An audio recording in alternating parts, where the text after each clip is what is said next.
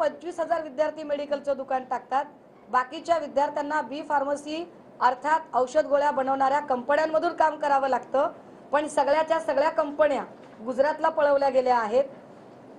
आपण सत्तेत असताना जे मल्टी ड्रग्ज प्रोजेक्ट सन्माननीय नेते आदित्य सरांनी इथे MOU केला होता, तो अख्खाच्या अख्खा प्रोजेक्ट अहमदाबादला वळवण्यात आलेला आहे। त्यामुळे या सगळ्या विद्यार्थ्यांची मागणी होती की आम्ही इथं जे बी फार्मसी करणारे विद्यार्थी आहोत, आम्ही अहमदाबादला का जावं, आम्हाला महाराष्ट्रात ते उद्योग का मिळू नयेत। आम्ही बीडमध्ये आलो, सगळ्यात गंभीर, सगळ्यात भीषण आणि सगळ्यात वाईट अवस्था बीडमधली होती। नाही, एक जिल्ह्याचं सांगते फक्त पटकन। बीडमध्ये सगळ्या सुरेश कुटे आणि मल्टी स्टेटच्या ठेवीदारांनी ज्यांनी भाजपमध्ये प्रवेश केलाय अशा लोकांना सरळ सरळ माफ केलेलं आहे आणि 3400 कोटी लोकांचे लुबाडून खाल्लेले आहेत। राजकीय नेतेही सगळ्या पक्षाचे त्याच्यात बरबटलेले आहेत।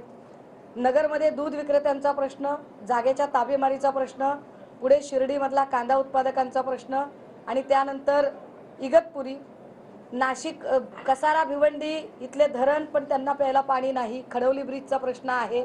असे अनेक एक एक प्रश्न समजून घेत जेव्हा आम्ही कल्याणपर्यंत येतो तेव्हा कल्याणचे वकील असं सांगतात, ठाण्याचे वकील सांगतात, महाराष्ट्रातला सगळ्यात जास्त जो क्राईम रेट आहे तो सध्या भारतातला सगळ्यात मोठा क्राईम रेट महाराष्ट्रात आहे आणि महाराष्ट्रातला सगळ्यात मोठा क्राईम रेट कल्याणमध्ये आहे।